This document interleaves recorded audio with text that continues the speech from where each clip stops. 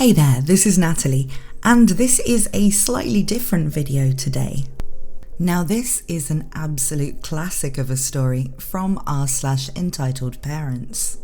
You may have seen this one read out on other channels, but I just couldn't resist going into it because it's so insane and really quite funny.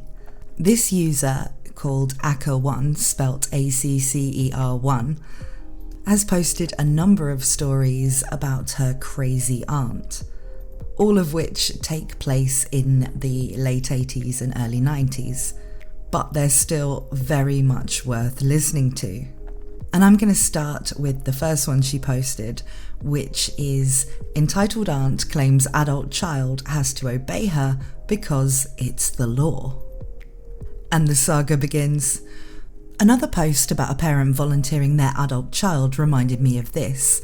It happened to my cousin, but I was there for the majority of the story. I remember it so clearly for a couple of reasons, in addition to just having a good memory. It was the first trip after my father had died, and it was, sadly, the last trip I took with my mother. She died less than a year later. TLDR at the bottom. My aunt was always playing the big shot of solving people's problems, but using my cousin as the actual person to take on the problem, always for free. If someone insisted on paying, Entitled Aunt kept the money. Need a babysitter, a ride, house cleaned, yard mowed, errands run? Oh, my daughter can do it. As far as my aunt was concerned, the only reason Emily existed was to cater to her. Emily was her ultimate trophy. Entitled Aunt was entitled long before it became a huge thing. The cast of this story: EA, Entitled Aunt; Emily, my cousin; Mike, Emily's boyfriend; me, Accer; PO1, Police Officer 1, PO2, Police Officer 2, and Judge, the Judge. My aunt has always been entitled. It's her personality type. My mother couldn't stand her little sister, so we tried to avoid her while still maintaining contact with her husband and child. My uncle, their brother, lived further south in the state, so we always tried to avoid Entitled Aunt knowing when we were visiting. On this trip, I was staying with my cousin for a couple of weeks in the summer, and we were going to do the tourist things. Entitled Aunt thought that the university not being in session meant that cousin was slave labour. One day, Emily decided that enough was enough. She was supposed to run errands for a friend of Entitled Aunt and had told her mother she had plans. Her mother, as usual, acted as though Emily had agreed and expected her to comply. Emily just didn't run the errand for a friend as demanded. It was that simple. My mother and I had arrived about 10 minutes before the phone rang. Entitled Aunt called, and though this was back during landlines, she was screaming so loudly that both my mother and I could hear both sides clearly. Entitled Aunt: "How dare you embarrass me with my friends? You call Mrs. No Name and apologise immediately. You are grounded for a month and you may not drive the car, at all. Now you make that call and you go run those errands now." If anyone can explain how she was supposed to do this without using the car, I'd like to know. Emily: "Mom, I'm 22, I do not live in your house, you do not pay my bills, and you do not own my car. Run the errands yourself. I have plans." My mum was a little nervous leaving us at that point. It's a mum thing, and she has met her sister thing. Even though we were both fine. She left just after meeting Emily's boyfriend. We left and went to a water park and a few other things. We got back to the house and were talking about where to have dinner.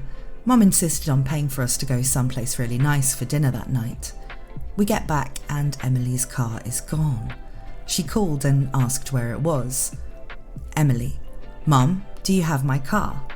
Entitled Aunt: "Yes, I do. Your father brought me over so I could check and see if you had obeyed me. I thought that you were grounded and you were not there when I arrived. I'm keeping the car for a month, but I'm going to let Mrs. No Name borrow it because you've been so horrible to her." Emily: "Mum, that's stealing. I want my car back now or I'm going to report it stolen. No, Mrs. No Name can't drive my car." Entitled Aunt: "I'm your mother. What I say goes, Missy. You need to learn some respect and get it through your head that I'm in charge and you are the child. You don't own anything. It's mine because I am your mother. The police will likely arrest you for wasting their time." Emily hangs up and looks at me. She's so angry she's crying in rage. Emily: "Aka, if I call the police, she's going to know you are here." Me: "I can live with that." That fallout is a whole other story. She picks up the phone and calls the police, tells them the car has been taken without her permission and where it is. Mike drives us over there. We don't want to miss the show. Police Officer 1 knocks on the door. Entitled Aunt answers. Entitled Aunt: "Hello officers, do you need something?" Police Officer 1: "Ma'am, the vehicle in the drive matches the description and location of a vehicle reported stolen." Entitled Aunt: "It's my car. I took it from my daughter because she's grounded from using it for being disobedient and disrespectful." Police Officer 2: "I see. May we have a word with her, please?" Entitled Aunt, looking very smug: "She doesn't live here." Police Officer 1, who had noticed us across the street: "You three, come over here, please." Police Officer 1 says, "Did one of you call us?"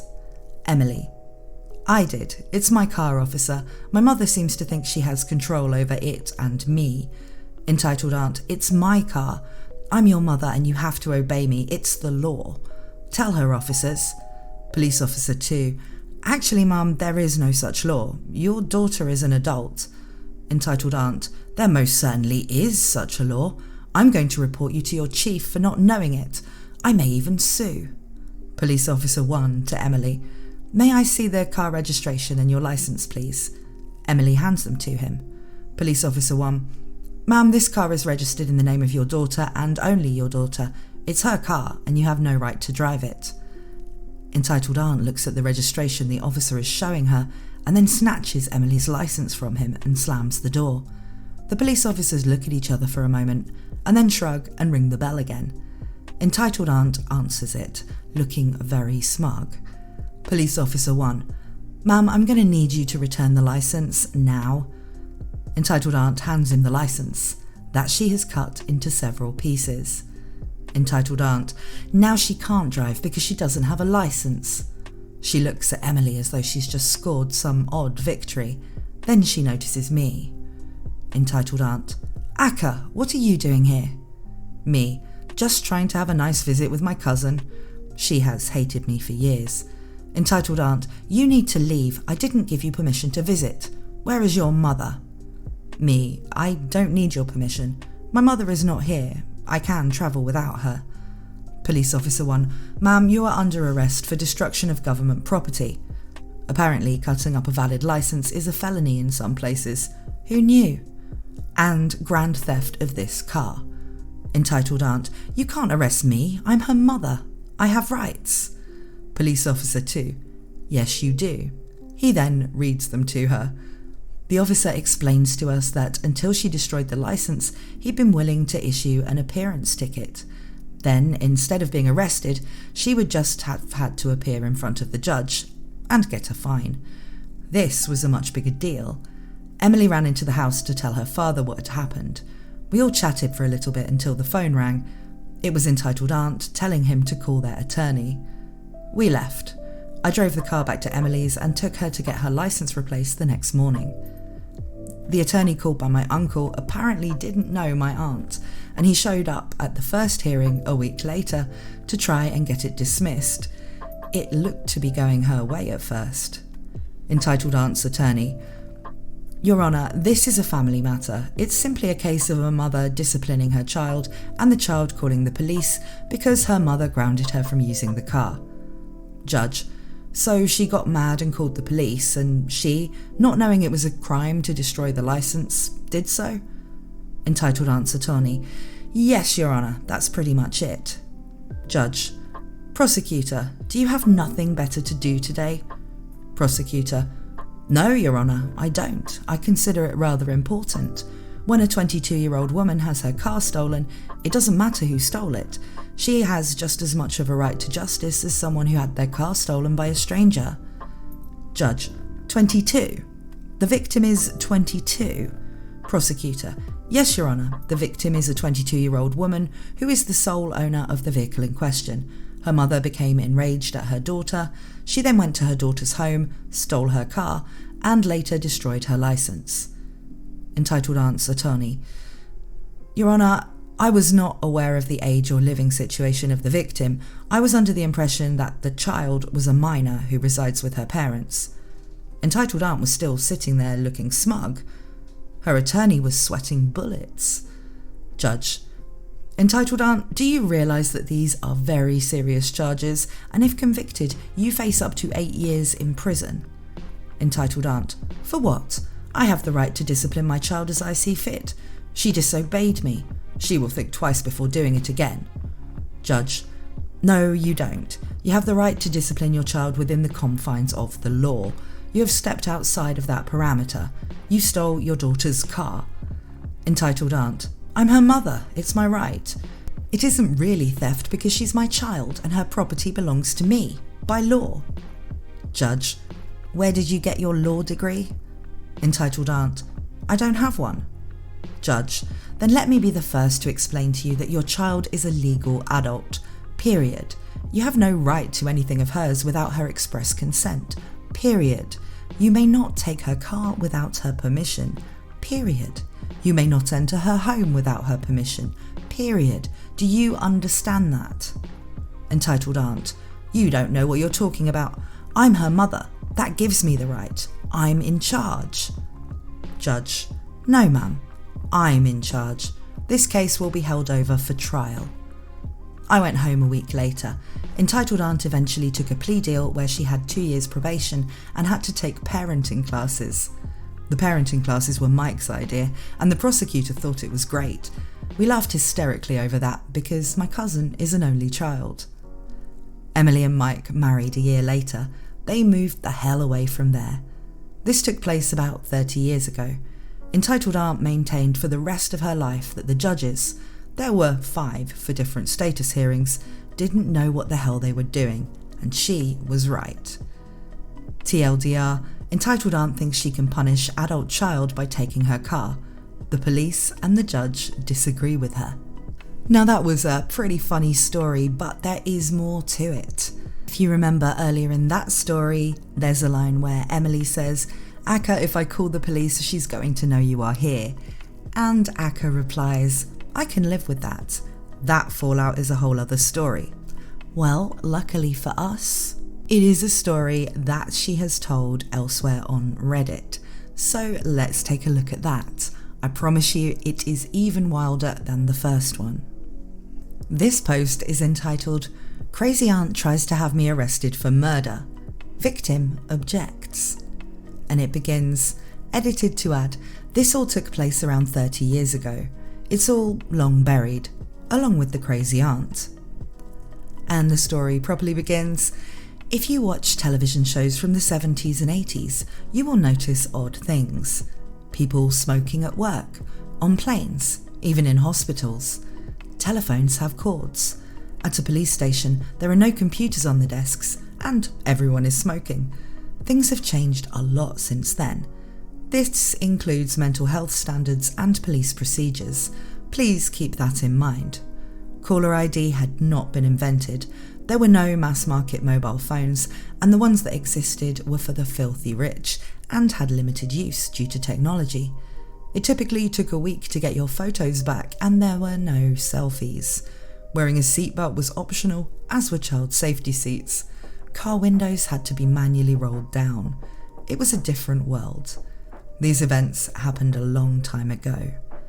Several people have asked me about the fallout I mentioned in my post about my entitled Crazy Aunt. TLDR, Crazy Aunt tries to have me arrested for murder. Victim isn't dead. I'm renaming Entitled Aunt to CA for Crazy Aunt as per the request of so many who are getting confused by EA. If you don't want to read the original story, my crazy aunt steals the car belonging to her daughter and gets arrested for that, and destroying her driver's license. Aunt posted a $500 bond and had to appear in court the following week for the first hearing as her attorney was going to attempt to get it dismissed. Just to clarify, the attorney in question spoke only to my aunt and only had her version of events. In spite of what you may see on television, that is generally how it works. Most attorneys don't investigate matters themselves and go off of what their client says and any official documentation provided by the opposition, in this case the state. Anyway, this is what happened starting the day after that arrest and leading up to that hearing. To say that all hell broke loose the next day is putting it mildly. Even though my cousin Emily had a ticket written by the officer from the night before, stating that she had a valid license and to call it in if necessary, we opted to have me drive to the license branch to get a replacement. It only took a few minutes and we were on our way to the museum. We were both a little nervous because my aunt hadn't called or anything, and with her, silence was something to be worried about. We left the museum to get some lunch and my cousin went to the restroom while I waited at the kiosk. As I'm standing there, a police officer approaches me. There are 3 others milling about, looking very out of place in that area. You know, the fake, I'm supposed to be here and need to look fake busy behaviour. The officer asks me for identification, and as I go to pull my licence out for him, I asked what was going on and why he needed to see it. Me: "Sure, officer, let me get it. What's going on?" Police officer: "I have a report that you are an endangered runaway involved in the trafficking of narcotics." I stopped cold and stared at the officer. He was not kidding. I started laughing. He was not amused. My cousin approached us. Me: "I don't suppose the name of the person who gave you the tip is Crazy Aunt?" Police officer: "I can't give that information out." Me: hands in my licence. As you can see, I'm over the age of being considered a runaway. I was 21. I'm also not involved with narcotics of any kind, and if you need to discuss this further, you can contact my attorney, and please tell my crazy aunt I said to drop dead. Police officer: "I'm sorry for bothering you, but we had to check." Me: "I get that. Maybe I was an endangered runaway, and until you check, you can't possibly know that. What you should know, however, is that your source was arrested last night for stealing a car and destroying government property." Police officer: "Well, I'll check on that when I get back. Maybe we need to add another charge to her list. Have a nice day." Cousin and I get our food and head back to her place. When we arrive, there are about 30 messages on her answering machine. For you young people, it was a primitive form of voicemail. Several were from my brother. It seems that my aunt, delusional as ever, called him and told him I'd been arrested for drug trafficking and was in really serious trouble. He was a little concerned. I called him back and told him everything. Thankfully, he hadn't booked a flight to get me, so Crazy Aunt failed on that front. I told him our plans for the evening and he told me to be very cautious around my aunt. I told him not to worry, it'd be fine. The other messages were from Crazy Aunt to me, demanding that I leave, explaining that I'm not allowed by law to visit that state without her permission or without being with a parent or legal guardian. The world was a strange place in her head, and she was going to have me arrested if I didn't leave. Naturally, she blamed me for her arrest the previous evening. Emily and I went out for dinner and to attend the concerts in the Park series that was going on that week, and I had the feeling I was being followed. I was trying to pinpoint where my crazy aunt was in the crowd when Emily said softly, "Straight ahead, 3 o'clock. Yep, there she was. Unlike everyone else who was facing the band, she was staring at us. Just staring. We decided to cut the evening short and went home. I like weird, but that was sinister. About an hour later, there was a banging on the door. It was the police, again. We let them in. They had a tip that it was a drug house and asked if we minded them searching it. Of course we minded.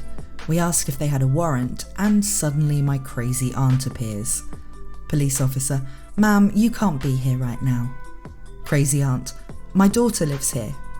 Police officer: "I'm sorry ma'am, you will still have to wait outside." Me: "So, you gave them another false tip?" Crazy aunt: "No, I told you that you would be arrested and I was right. If you aren't hiding drugs, then why do you care if there is a warrant? Answer me that." Me: "Because privacy is important to us as citizens in a free country." Police officer: "Ma'am, no one is being arrested. We were following up on a tip, and apparently you are the one who made the accusation." Crazy aunt: Arrest her. She isn't supposed to be here. Police officer. Why not? Crazy aunt. Because she doesn't have my permission to be here. I've told her specifically that she is not allowed to visit my daughter without my permission. Police officer. Do you own this property? Crazy aunt. No, my daughter lives here, so it's my home too. Emily. No, it's not your home. I invited Akka here, now please leave us alone. Crazy aunt. She doesn't have my permission to even be in this state. Police officer. Your permission is not required to visit this state, or even this person. They are both adults.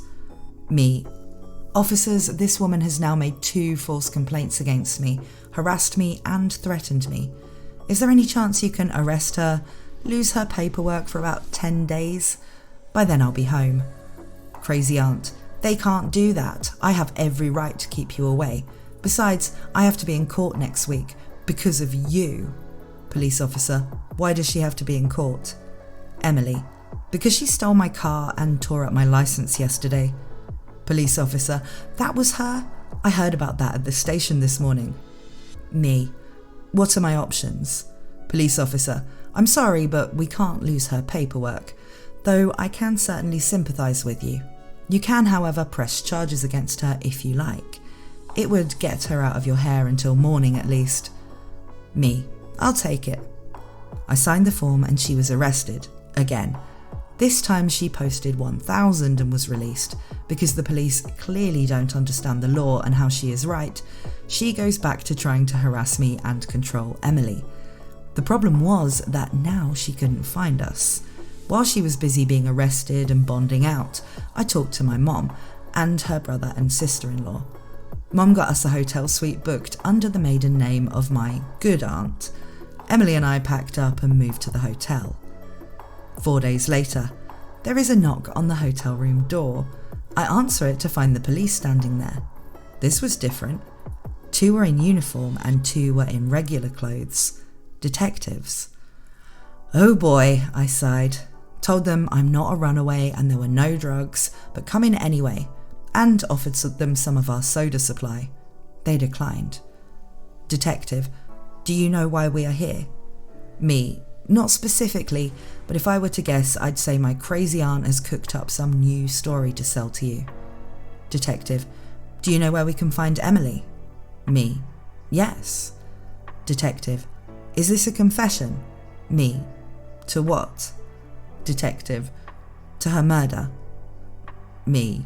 What? Detective. Your aunt says that you've always hated your cousin and that 4 days ago you got her out of the way and then killed Emily and dumped her body. We would like to know where her remains are to give her family closure.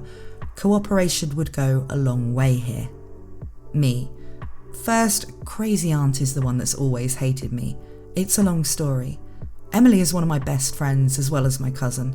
Second, I not only didn't kill her, she isn't dead. Detective. Then where is she? Me. Taking a shower. We just got back from the pool and chlorine does nasty things to her curls. She'll be out in a minute. Sure you don't want a soda while we wait? One officer had moved to the bathroom door and could hear someone in there. He nodded at the detective. Police officer. Do you have any weapons in here? Me. Just the knife by the sink. I handed them each a Coke and took one myself. I yelled into the bathroom. Hurry up, we have company. Emily squealed, Mikey! I knew she'd hurry up now. I returned to my seat. There was another knock on the door. This time it was Mike. He came in, grabbed a soda, sat down, and looked at the police. He nods to the 2 plainclothes cops and says, Detectives. They nodded. Mike. So what is she claiming you did this time? Me. Murder. Mike. Cool. Who did you kill? Me. Emily. Mike. Damn, I was going to marry that girl. Me. You do, and crazy aunt becomes your mother-in-law. Mike. I don't plan on returning from the honeymoon. She'll never find us. Me. I thought that when we left M's place and decided to stay here. Yet, here we are. Mike. Fair point. How did they find you? Me. Good question. Detective. We had your information and we called your home. Your father initially refused to tell us where you were and insisted on calling the precinct directly to make sure it really was the police. Smart man. Then he told us where you were. He would like you to call him when we're done here. I picked up the phone and called my brother. I let him know everything was fine and that I'd call back later with more details. Emily comes out of the bathroom and rushes to see Mike. It takes a second for her to notice the police. Emily: "Oh, good grief, what is she claiming you did this time?" Me: "Murder." Emily: "Wow, she's pulling all the stops out here. Who'd she say you killed? Kennedy?" Me: "You." Emily: "Me? But I'm not dead." Detective: "May we see some identification?" Emily handed it to him and we gave them the whole story. The officers just shook their heads. Detective: "We'll let her know that you're alive and that you will contact her when you see fit. We will not disclose your location to her." Me: "So, she gets away with more harassment?" Detective: "I'm afraid so. The reality is that we can't prove that there was malicious intent here, even though there was. When neither she nor anyone else that knows Emily had seen or heard from her in days, she can make the case that she reasonably concluded that Emily was in danger. You were the last known person to be with her, so you are the logical starting point." Me: "Well, thanks for not coming in with guns blazing." Detective: "We only do that on television. Randomly shooting up hotel rooms creates a lot of paperwork, and we hate paperwork. Try and enjoy the rest of your visit here."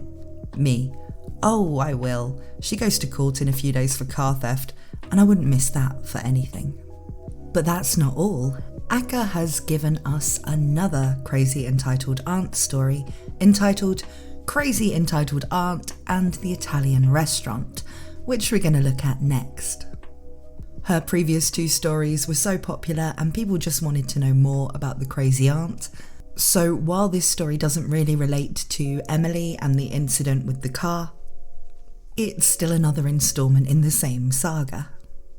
And this one begins: "This happened almost 40 years ago. I'm posting it as a thanks for reading the other stories. This one is more funny and entitled rather than infuriating and entitled. My immediate family was, for the most part, perfectly normal and boring. We were not prone to outbursts and tantrums. It was very calm and quiet. Everyone got along and we were pretty happy with our boredom. I tell you that so you understand that I had absolutely no experience at all with people prone to screaming fits. You should also know that I suffer from a case of terminal morbid curiosity. I also don't give a shit. Never did. Never saw the fun in it. This happened when we were visiting for Great Auntie's funeral. I was 12. Crazy Aunt insisted that we all go out for dinner at her favourite Italian restaurant. It was just the best. She said so, and she was never wrong. The gimmick here was a little flag of Italy on the table. When you wanted more dinner rolls, you raised the flag. This is important. Flag up, you get rolls. Flag down, no rolls. Remember that. The 6 of us are seated. They take our drink order and bring the bread basket. The cast has a new member. P.U. for my poor, long-suffering uncle, who will one day be made a saint for being married to Crazy Aunt for over 20 years. Some of you commented in my first post that he was an enabler. He wasn't. He was a victim as well. He couldn't leave her without leaving Emily. It started with the drink order. Crazy Aunt: "We will have 5 sweet teas." Dad: "I'll have a Coke." Mom: "I'll have a Coke." Me: "Tea, no sugar. This is a mortal sin in the South." Crazy Aunt: "Don't be silly. You can't have sweet tea without sugar." Me: "I don't like sugar." Crazy Aunt: "That's stupid. Bring her sweet tea." Waitress winked at me. "Yes, ma'am." Poor uncle: "I think I'd like a Coke as well." Emily: "I'd like a Coke." Crazy Aunt: "We drink Pepsi, not Coke. We're having a sweet tea." The waitress brought us our requested drinks. Crazy Aunt was growing agitated. Crazy Aunt likes to control everything and everyone, so she told us what to order for dinner. I'm not going to get into an ethical debate here, but I refuse to eat veal. She demanded we all have the veal. I refused. I knew this would set her off, but oh well, I'm not eating veal. My parents, after I'd explained to them years earlier why I wouldn't eat veal, refused to eat it as well. Did I mention I get my I don't give a shit quality from my parents? Well, they didn't give a shit either. They were perfectly capable of ordering whatever the hell they wanted, so they did. I had lasagna. It was good. My mother's was better. Once we ordered what we wanted, it emboldened poor uncle, and he stepped out of line and ordered something else as well. Crazy aunt was not having it. Crazy aunt, you're getting the veal. Poor uncle, no, I feel like something else tonight. Crazy aunt, the veal is the best. Poor uncle, I still want something else. Crazy aunt, you won't like it. Poor uncle, I'm sure I will. Crazy aunt, you don't know what you're talking about. Poor uncle, I know what I like. Crazy aunt, well, you can't have it.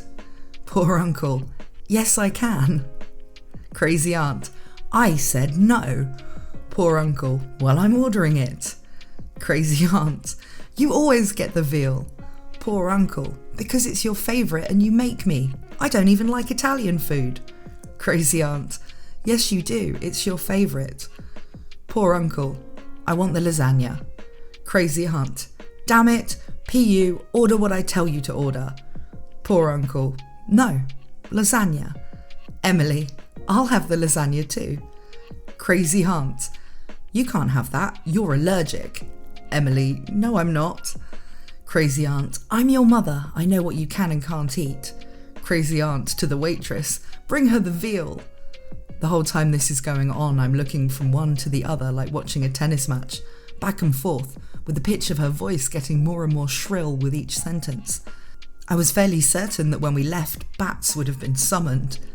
I'm just watching them and eating a dinner roll. The food arrives and everyone gets what they wanted, even Emily, much to the fury of Crazy Aunt.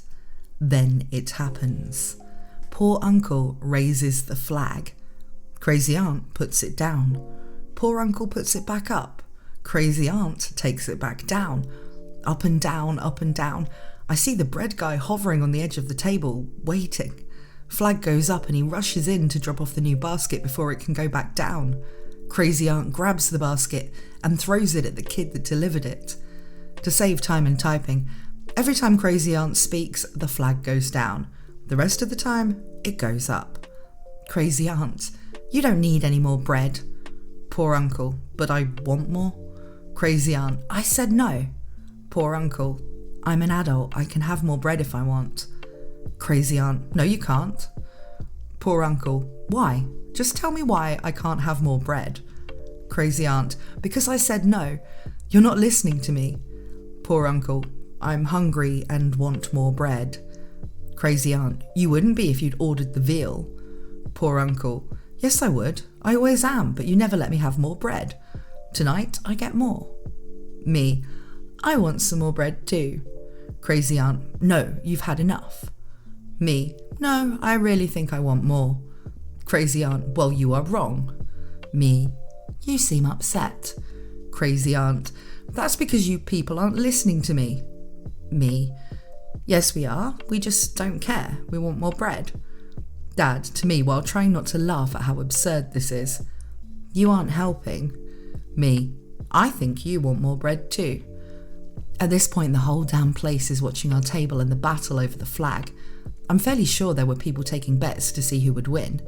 In the middle of the confusion, a nice lady sitting at another table nearest Emily tapped her and slipped their fresh bread basket to her. Emily took a roll and slipped it to me. I took one and slipped it to my father.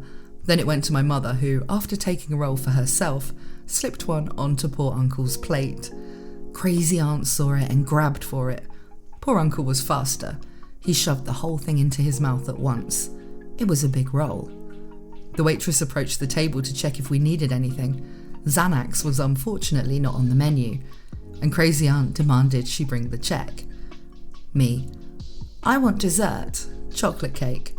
Poor uncle, sounds great, I'll have some. Emily, me too.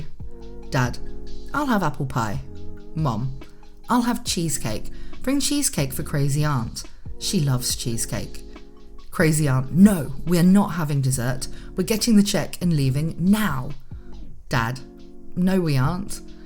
Crazy aunt, well, I'm leaving. You can all walk home.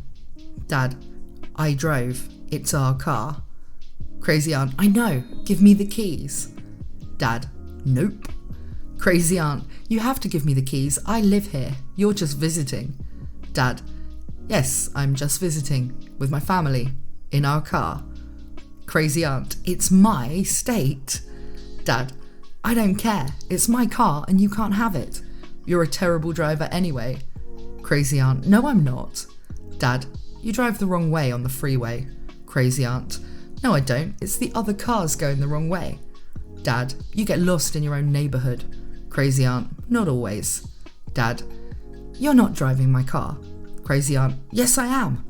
Dad, no, you aren't. That, ladies and gentlemen, continued while we ate dessert, paid the check my father was buying, as we walked to the car, and for the entire trip back to their house, my father drove. We dropped them off and went back to our hotel room. Dad, has your sister always been this crazy? Mom, no, it started when she was about 3. Dad, what happened? Mom, she started speaking in complete sentences. Dad, that was pretty funny. I think it might have been embellished a little bit for kind of comedic effect, because I can believe Crazy Aunt being as crazy as that about the food and drink, but the whole driving the wrong way on the freeway and saying the other cars are going the wrong way, that's just an old joke, you know. I'm sure that she didn't actually do that or say that, but it adds a little bit of flair to the proceedings, doesn't it? Now there is one more post about Crazy Aunt from user Aka1, so we'll go into that one now. This one gives the whole origin story. And this one's titled, The Incredibly Long History of the Crazy Entitled Aunt. And it begins, the 2 things most people wanted to know from my initial post is what was the fallout from my visit and why my crazy aunt always hated me.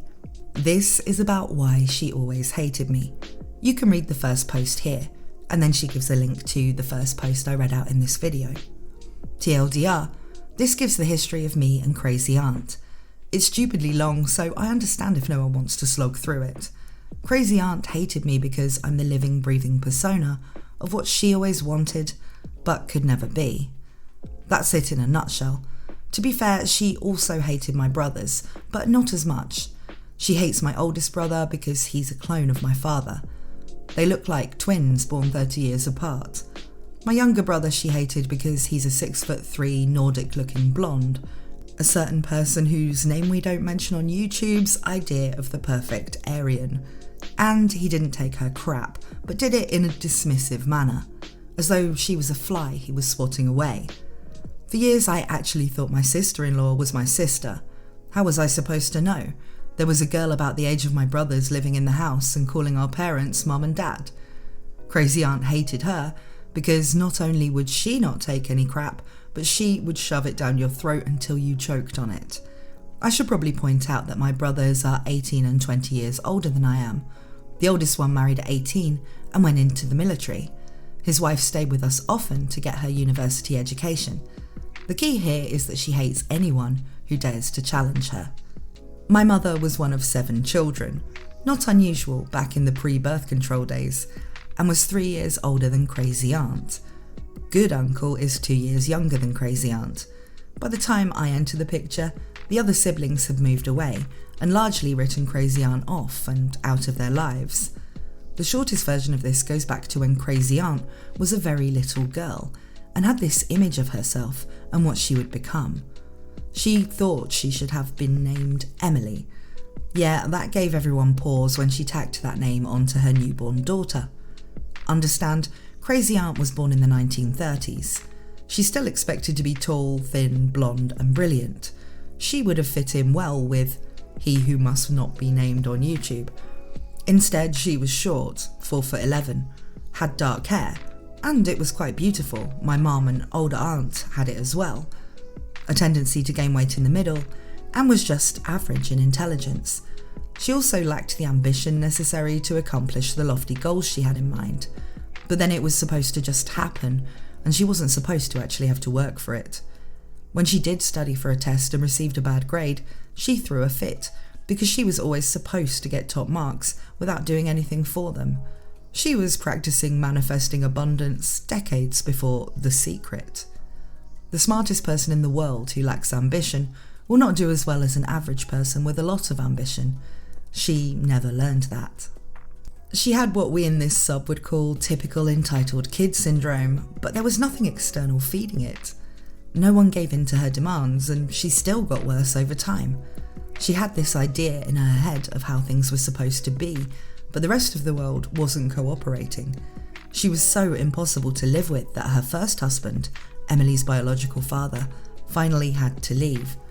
No one in her family blamed him at all. Luckily, she met a docile man that made Emily a great father. That poor sucker married her, mostly, I think, to help Emily. At one point in the 1970s, Crazy Aunt went back to school and tried to become, wait for it, a psychologist. She didn't make it into the grad school program and instead became an MSW, Masters in Social Work. Let that sink in for a minute. Emily is precisely 11 months older than I am. She's also the first girl born in our generation. All of my mother's older siblings have boys. Lots and lots of boys. Then Emily.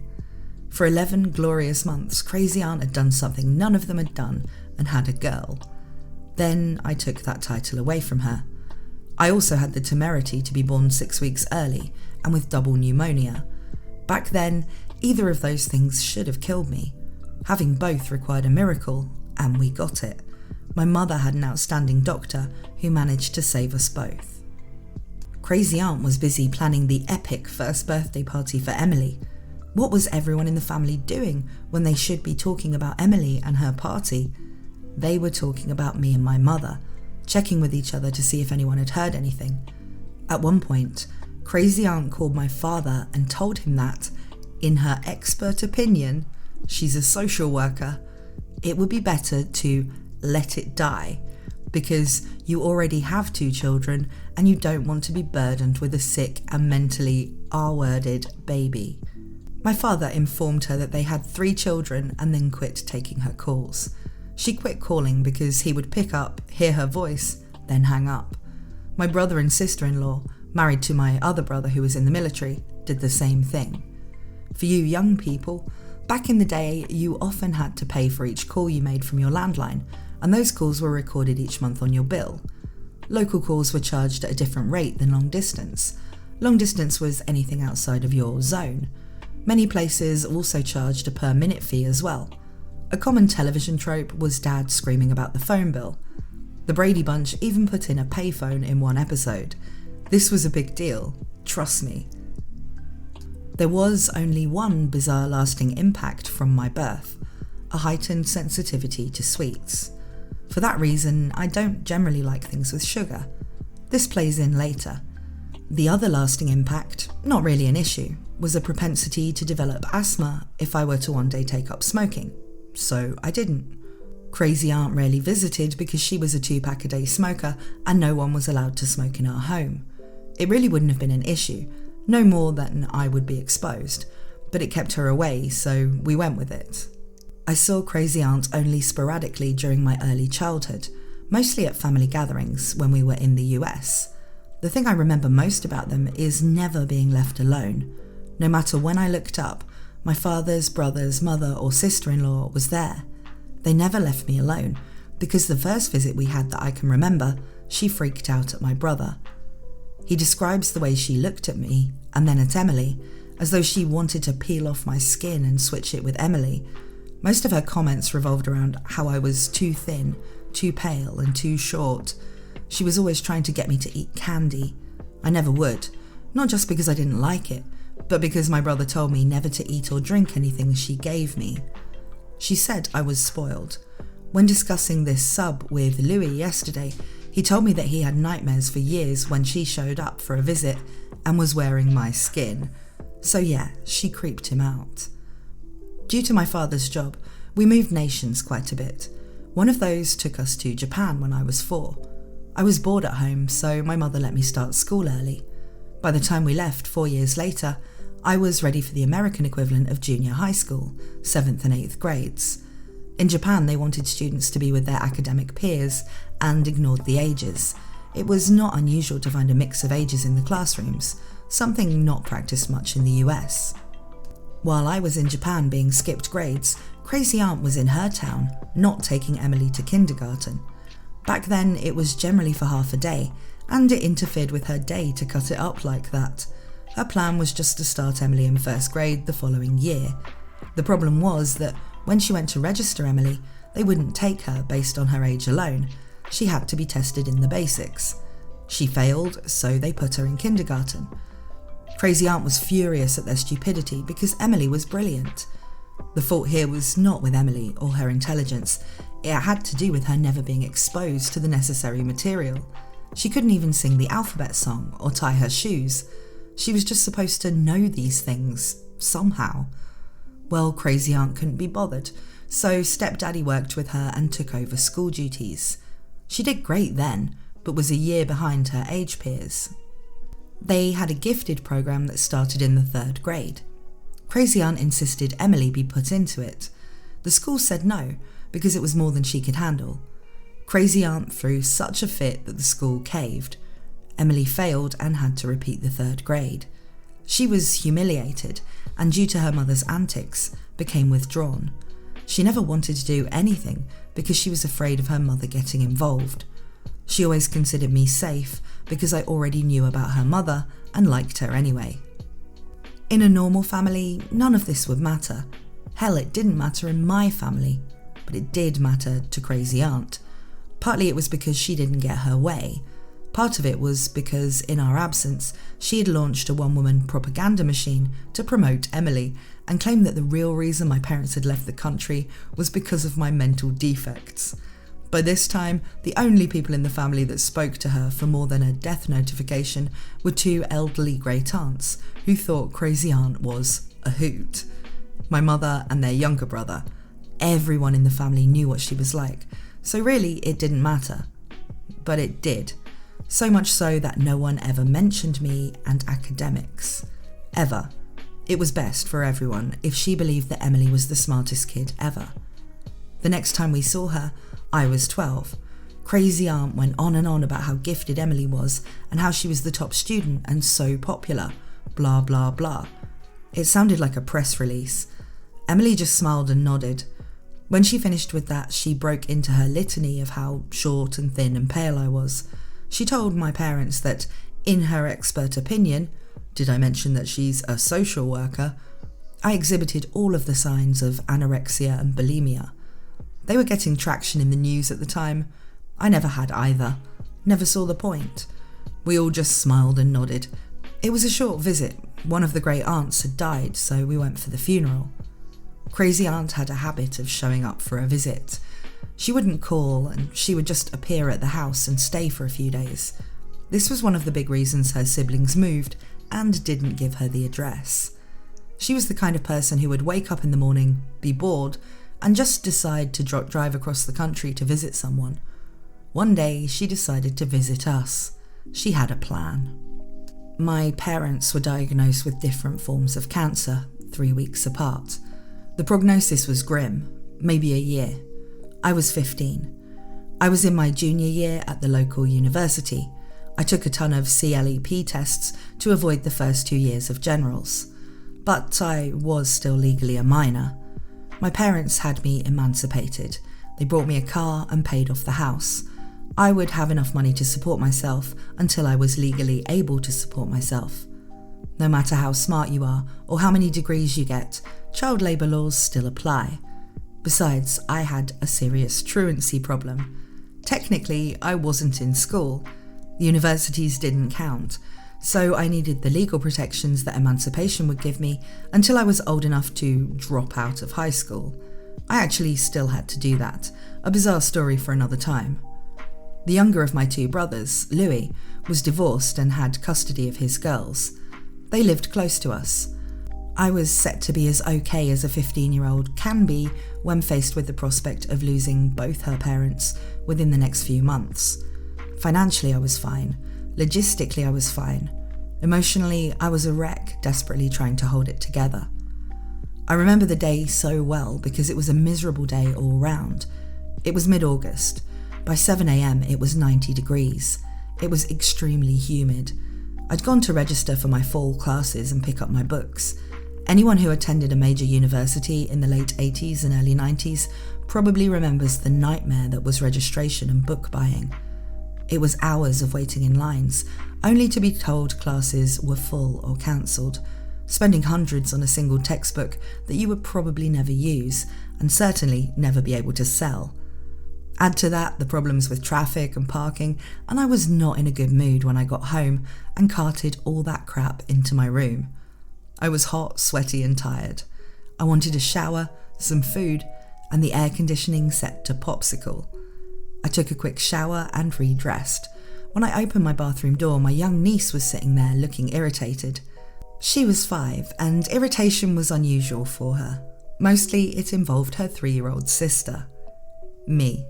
Hey Nikki, what did Annie do? Nikki. Nothing. Me. Then why do you look irritated?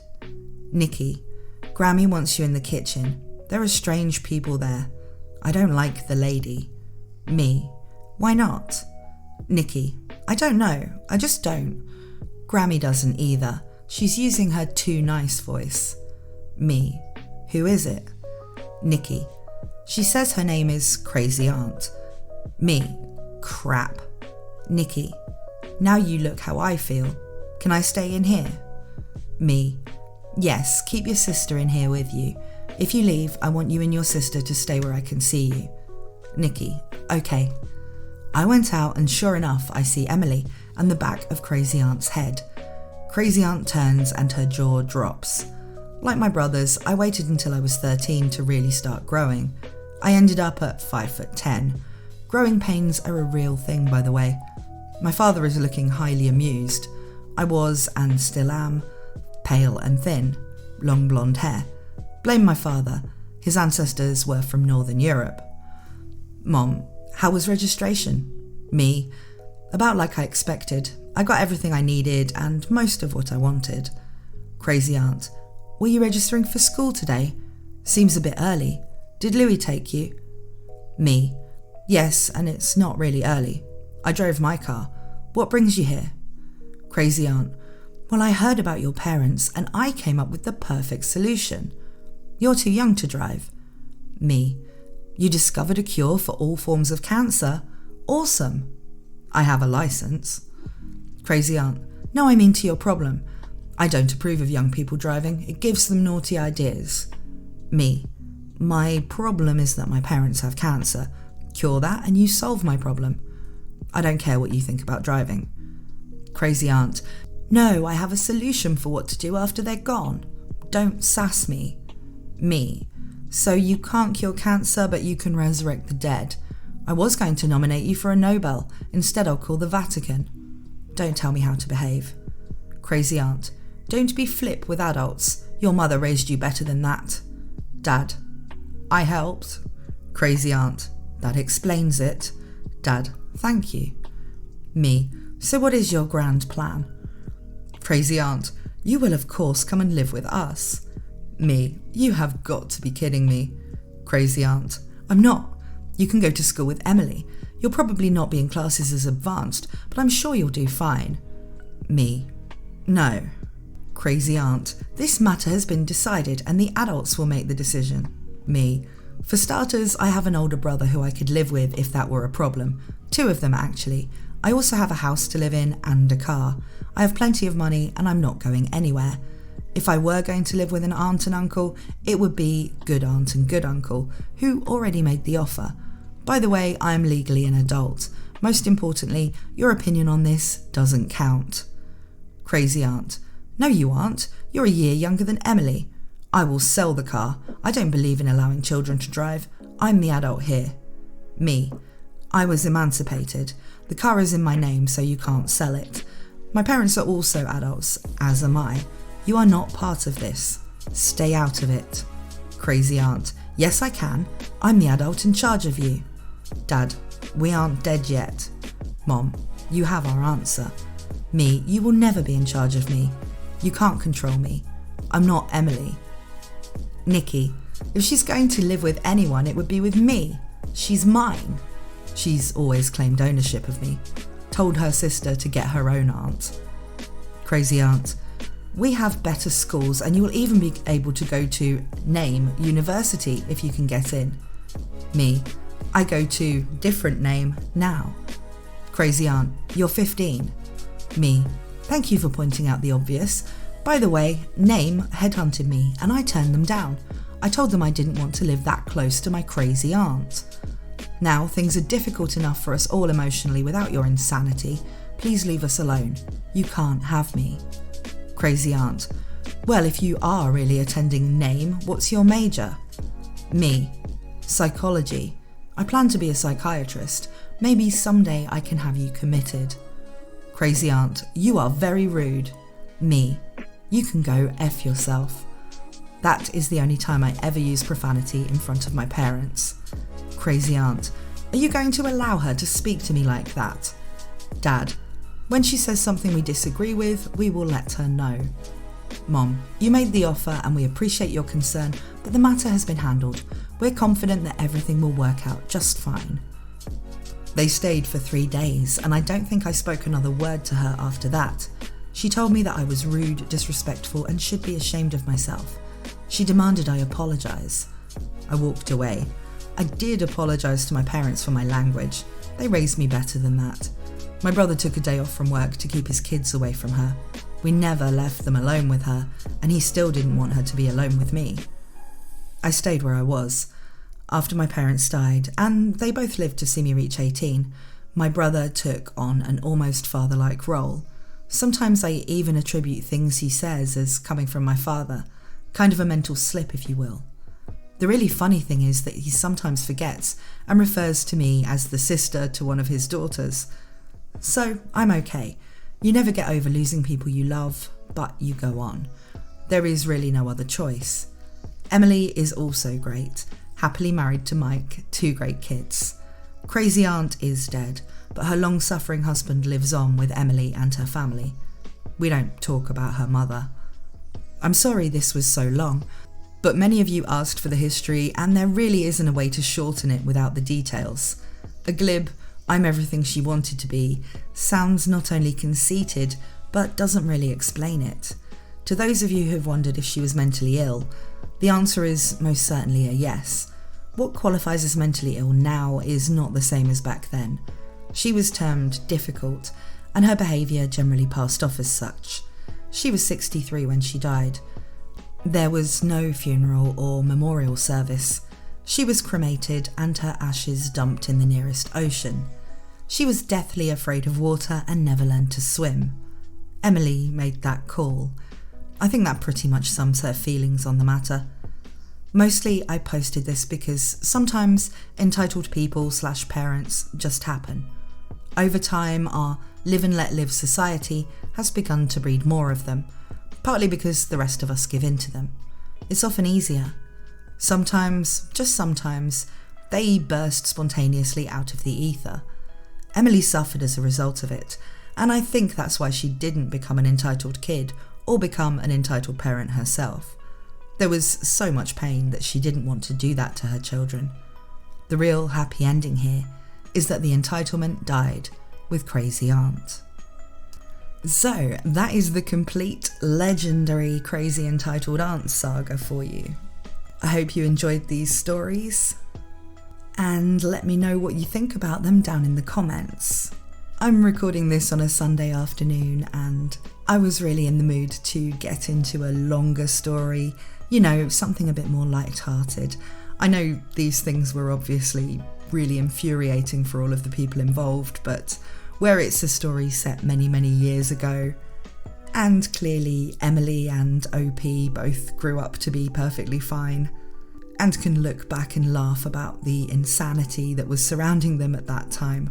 I think it's, you know, a good story to listen to, good fun. and a reminder that these weird entitled people can just pop up out of the ether, as OP put it, and that not giving in to them usually results in better outcomes. Thank you so much for your time today listening to this XL length video, and I hope to see you again next time for more Reddit shenanigans.